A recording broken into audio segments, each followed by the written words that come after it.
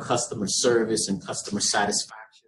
I make a distinction between the two, and I'll just real quick say, to me, customer service is all the touch points that someone's going to have with your business every time a customer is going to interact with, whether it's you or you have employees, right?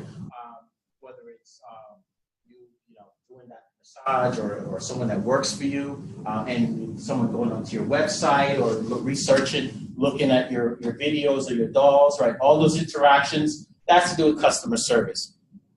Customer satisfaction, to me, is everything. It's not only the interactions between you and the customer, but it's the stuff that the customer doesn't even see.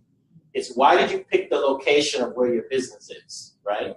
That's part of customer satisfaction. It's very important, right? It's part of when you go into a restaurant and, you have the bathrooms, the place is like cotched up where it's like this small, and the bathroom and the dining area, nobody wants to be seated next to the bathroom. Did you think about stuff like that when you're putting together your plan?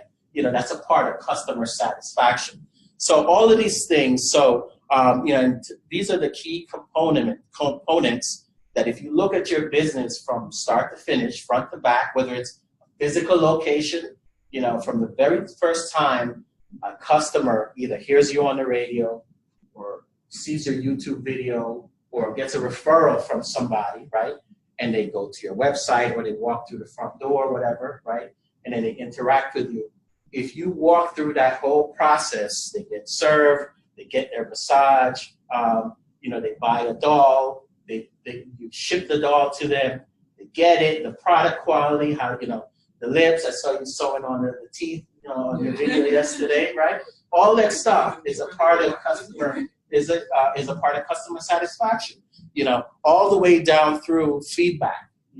That if there was a problem, if you didn't sew one of the doll teeth right on, which stuff happens, I'm going to get into that. But how do you recover? How do you fix the problem?